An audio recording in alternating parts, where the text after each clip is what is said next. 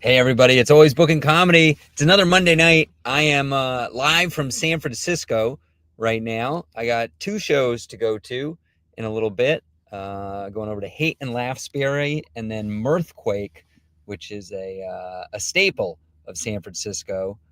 Very excited for my first time there, and very excited to have Roma Murphy from Los Angeles. Is that correct? I live in Los Angeles. I'm from Brooklyn originally. From Brooklyn originally, now in Los Angeles. We met in Pasadena at the Ice House, correct? Okay, Yeah. good. Yeah, It's been a while. It's been a few months, right? That was this I summer, maybe? think so. Maybe July. Yeah, That that sounds sounds about right. right. Yeah. That sounds that was fun. What's going on in LA? What's new? Oh, that's a good question. I just keep doing D's nuts once a month, so that's always fun. Okay, fun. There's this nice little mic in my neighborhood at the Village Well bookstore. I don't know if you know that bookstore, but I No. try to hang out there when I can. It's a nice little community. What part of I'm LA is that? It's in like Culver Palms area. Okay. Don't Yeah. really know it, but sounds That's sounds super lovely. It's got a nice bookstore. like I'm in. exactly. I I feel saw a like the cool bookstore in Seattle. I'm on a big oh, tour and I was nice. just in Seattle a few nights ago and I'm driving and it's rainy. It's a perfect Seattle night. I'm in Capitol Hill. There are trees in the middle of the road. It's a crazy place. And there was some like neon sign with a cat tail and I think it was Secondhand Tales, Oh, that's awesome. Tales. Oh my God. Very cute. I mean, it looked like it was out of a movie. It was great. It was great. That's so nice. Yeah, my friend and I, sort of related, drove up to Big Bear recently, Okay. and we were drove up at 9 p.m. And I don't know if you've ever driven up to Big Bear when it's dark, but there's no streetlights on the entire road up the mountain, and there's also like very few guardrails. So if you're driving around, like there's a strong chance you are going to drive off the road. And we were meeting friends, and we were like, where are we going? Like, are they trying to kill us? Or is there even going to be anyone when we get there? And we were terrified. And then we finally got to the top, and it is just this really cute town. And we like started blasting the Twin Peaks theme. We were like, oh, this is so perfect. But it was harrowing to get up that mountain. I would I can imagine. You're going, drive up in the morning. I'm starting to wonder if you know this, but I live in Denver, Colorado, Ah, and I run shows all over Colorado, including a lot in the mountains. So I'm oh God. very familiar Power with to harrowing drives. At this point, I can kind of do them in my sleep. I have a very old episode. The previous iteration of Always Bookin Comedy was something called Comedy Test Kitchen. And I can't remember if it was Comedy Test Kitchen or Always Bookin Comedy, but for whatever reason, I was driving during the episode and it was a live thing. And I like drove off. I don't know if this is actually mentioned in the episode, but I drove off the road in the middle of a blizzard during God. the taping of the episode. Anybody wants to go back to the back catalog, you can probably find that. It's pretty funny. You probably tell on my face. So yeah, that's crazy. That's great though.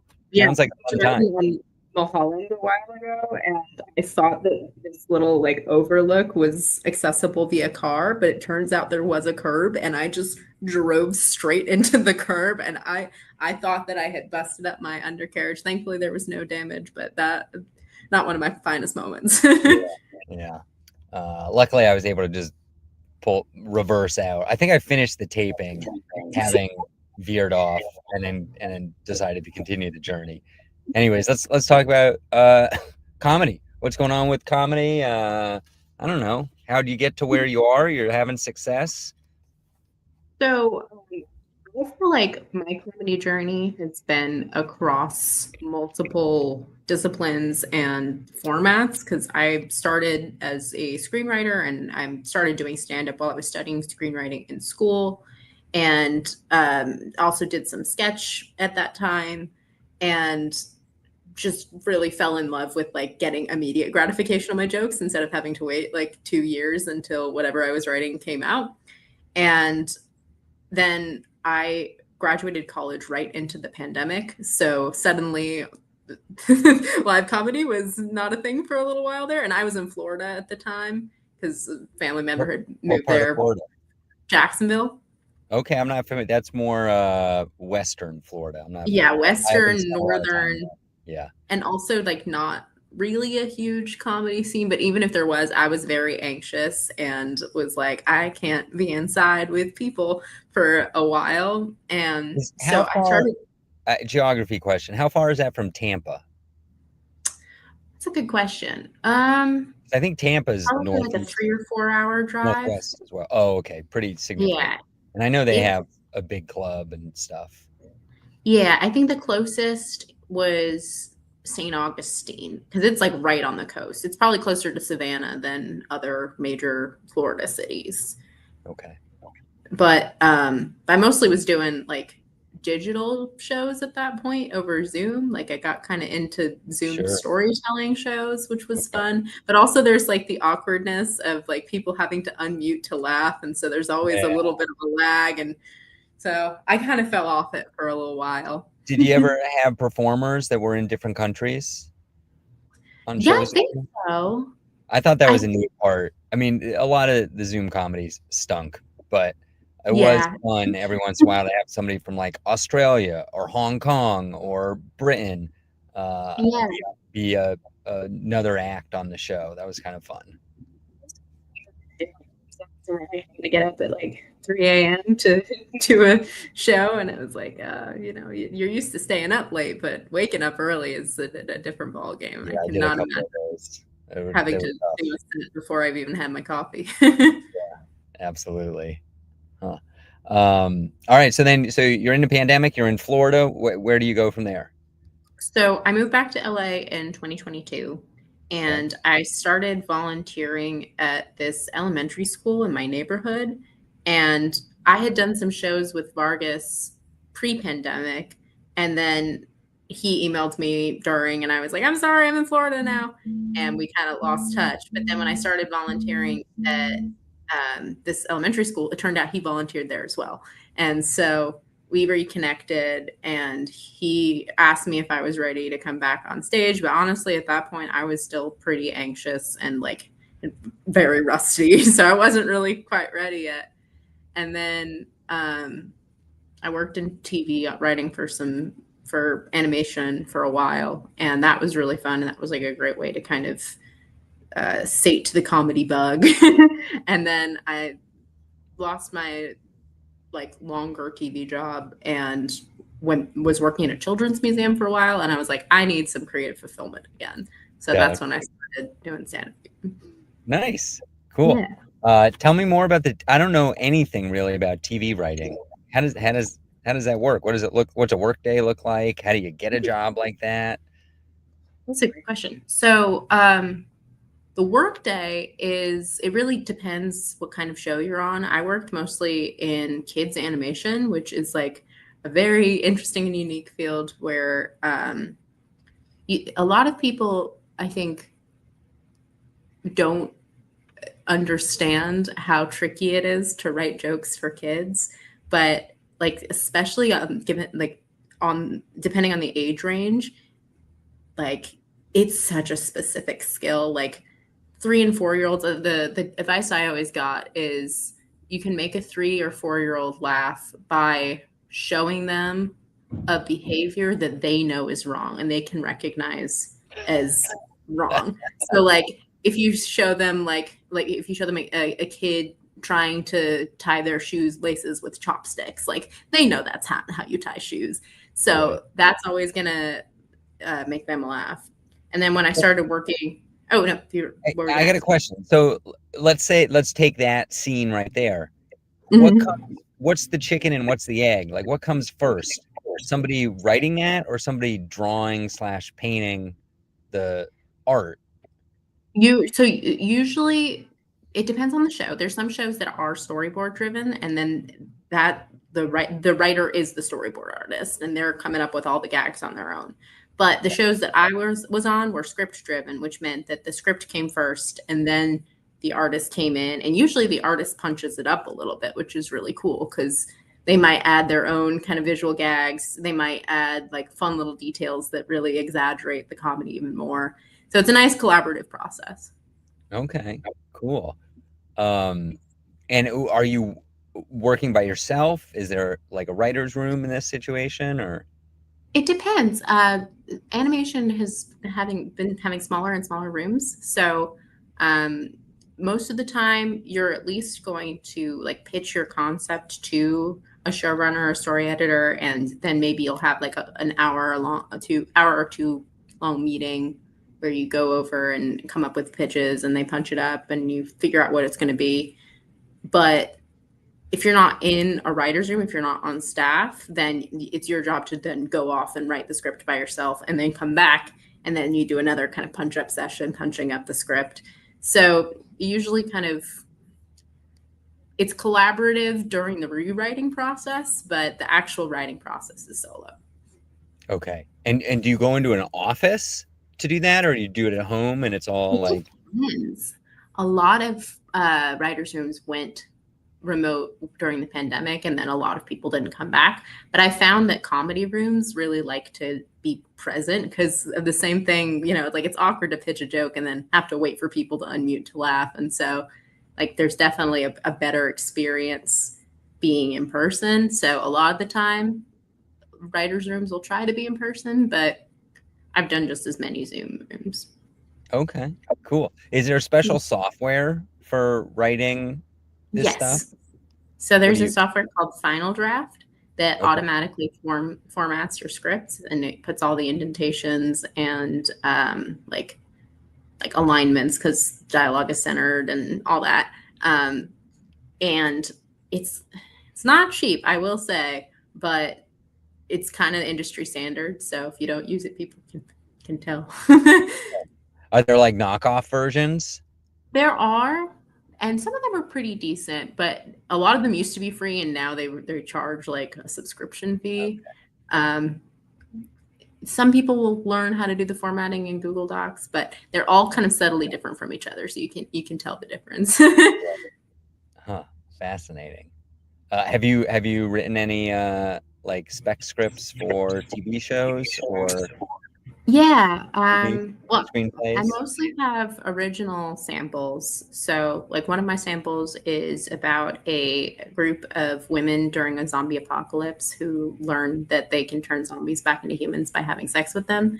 So it becomes this, like, kind of gory rom Feels com like in that the would be apocalypse. an injury prone activity. Exactly. Yeah. Like you never really know what's going to happen. Like maybe you hook up with the guy, maybe you die. Who knows? But I feel like that's also true in, modern dating. Like if you Okay. meet somebody from a It's an dating app, there's allegory, like a if you strong will. chance you end the night murdered. So Okay. Oh boy. Interesting. Are you shopping that around? Is that a finished project?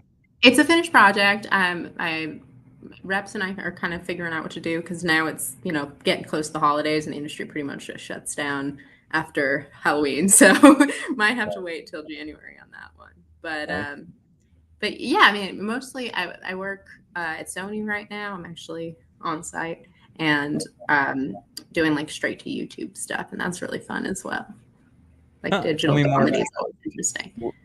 Speaking of straight to YouTube, we're straight to YouTube right this second. Yeah, This is like it's like Inception. yeah. Uh, what Spend a what lot does of that time on. mean in your context?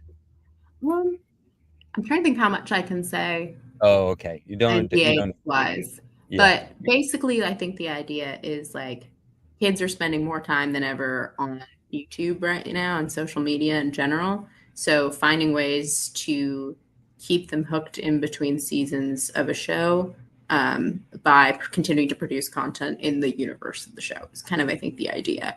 Okay. And um, I've written for digital content before as well, and I feel like I spend way too much time online as well. So I feel like I've learned how to like make things that are engaging right away, and that's its own weird skill. Are you a writer by training, or and did you have a different kind of writing job before you got into this stuff?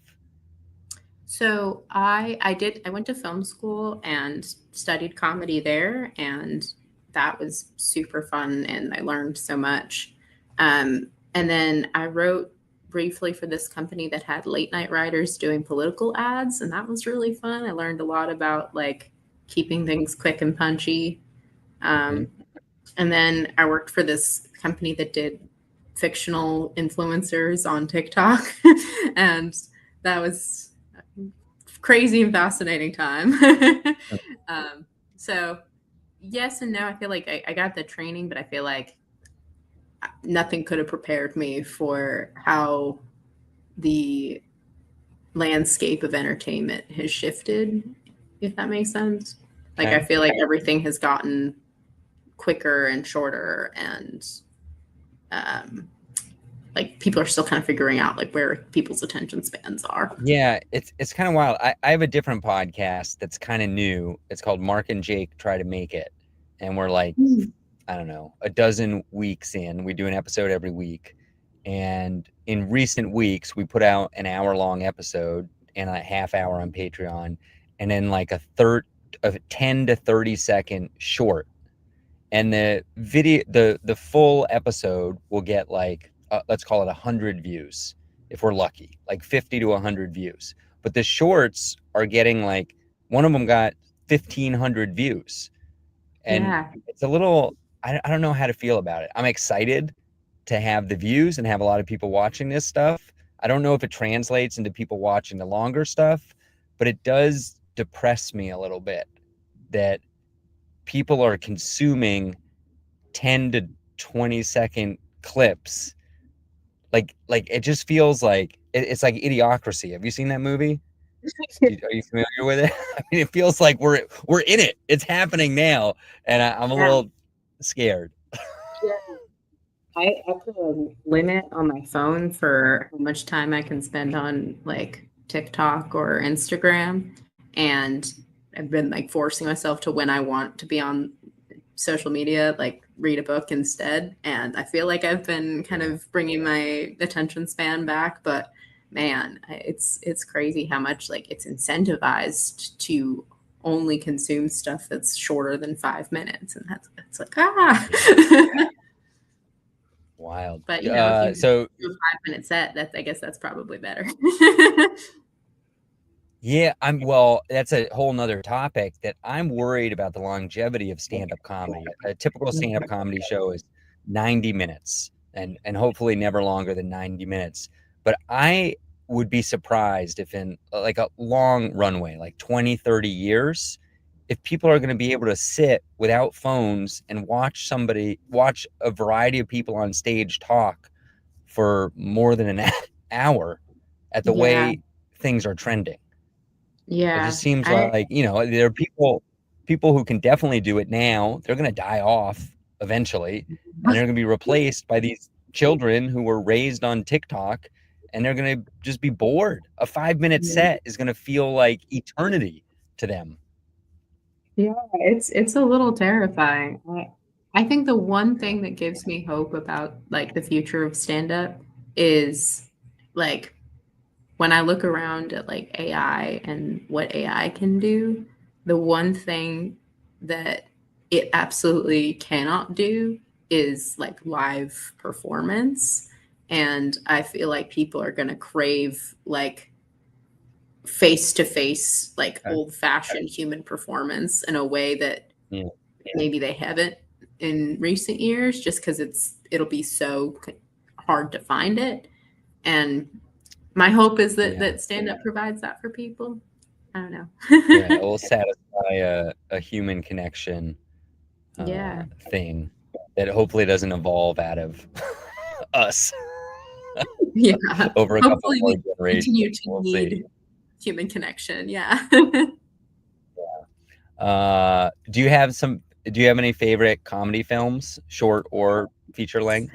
Ooh, I loved Bottoms in 2023. That was so fun. Okay. One of them days this year was so funny. Oh my God. I feel like I don't Kiki know and SZA need to what is it? be. It was Kiki Palmer and SZA. They Okay.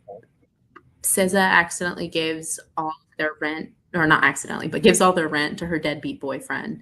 And then Kiki knows they're about to get evicted because of it. And the two of them have to go on this quest around the city to make back the $1,000 before the rent is due. And Huh. it's so funny. The two of them, I mean, One of them comedic power. days is what it's Yeah. called. I'm gonna Hmm. look that. Do you know if it's on a streaming service now?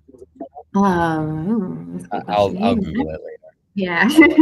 Okay, cool. I That's think that's exciting. That's probably some been my homework. favorite this year. Yeah.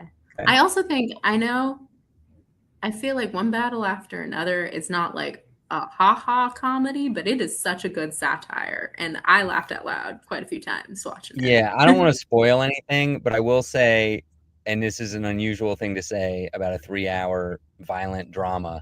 I have not laughed harder in a movie theater than I did at that movie without Yeah. giving it away. Oh my God. Yeah. I think I Yeah, know what scene you're talking yeah, about. exactly. I mean, And then incredible, just incredible.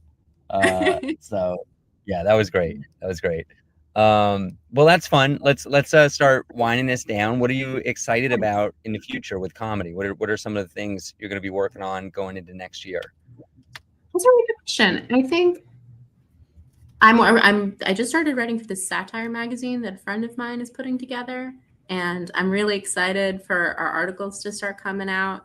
It's all like LGBT, like queer comedy, and so I've had a lot of fun coming up with the headlines for that one. Like I got one about like playing my cat Macklemore to teach it not to be homophobic anymore. I've got one about let's see. Uh, like a possessed Victorian doll is telling me to be more kinky in the bedroom, like things like that. And I'm having a lot of fun writing for that, so I'm excited for that. And then one of my personal goals is I feel like I've kind of relied on like networking and like people reaching out to me to book me for things, and so I haven't really pushed myself to do as many mics as I should. And one of my goals for next year is to really like force myself out of the house more. So that's something I'm looking forward to. Okay, I encourage that. Do you have a specific action? Like, what's the first step you're going to take with that, and when? Oh, that's a good question. Uh, I'll commit to this live on YouTube right now. Okay. Um, I let's see. I will put together a list of 15 mics and go to all of them during the month of January. Incredible. That's a huge accomplishment. Why don't we say it by the end of January so you can get a head start in November and December. Okay, That's yeah, really fun. Cool. Well, that's we got a question from the internet from North Carolina, and then I want to ask you generally about your comedy, and then we'll figure out where people can find you. So here comes the question: Is the key to get better at writing just to keep writing, or do you have any thoughts on improving? that's a really good question. Um, I think reading scripts and reading like if you're just thinking about joke writing, I think writing down your favorite jokes and seeing how they're structured, how the setup is structured, and how the punchline comes in. And then I had a friend once tell me that he would take his favorite jokes from other comics and then try to deliver them in a completely different way, just as like an exercise for himself Oh, to see if he could like change the tone or change the like effect that it had. And he would never do this in like live performance, obviously, right. but Yeah. to practice delivery. And I always thought that was really cool. And Okay. then I think, If I can make a oh, comment on that real quick, I'm in the middle of 18 straight nights of performing, and I've been oh doing a wow. lot of hours. And to like keep things interesting, I've been trying that with some of my jokes. Like I have some jokes that work very well where I'm very animated and I'm like yelling and it's almost like mock frustration. I'm angry basically. And so like I've tried delivering those jokes in a more even tone to see like how they work, and then inverting the other way, like take a joke where I'm not very animated normally, and see if I can find a way to put an act out in. And I think that's a fun exercise for your own Yeah, material as well, to yeah, for challenge sure. yourself and try and I think find it the just best version of a joke. Yeah, I think it helps kind of diagnose like what makes the joke funny because sometimes it is the delivery and sometimes it is the like just selling it. But I think other times you can kind of figure out what's not working about the structure from that. And then in terms of this specific person, I don't know if they're interested in like what form of writing they're interested in, but I think like always saying yes to things is something that has been really important to me. Like there are so many forms of writing that I wouldn't have initially considered myself to, or I would initially wouldn't have thought myself doing, that I just said yes to and was like, oh, actually, this is really fun. Like I should do more of this. Nice. That's awesome. All right. If you were to pitch yourself to a comedy show producer, tell us about your comedy. Um, I like to do a very exaggerated version of myself and the situations that I find myself in as a like awkward disabled person trying to live a normal 20 something life. Um, so very like grounded observational stuff most of the time, but I think more character work than anything absurdist or like anything too out there. I think it's more about the like relatability than anything else. Cool. And where can people track you down? I'm on Instagram. It's at Davia Roma, which was a username I came up with at age 12, and then that is How the do can you species spell it? name for a loon. It is GAVIAROMA. Perfect. Perfect.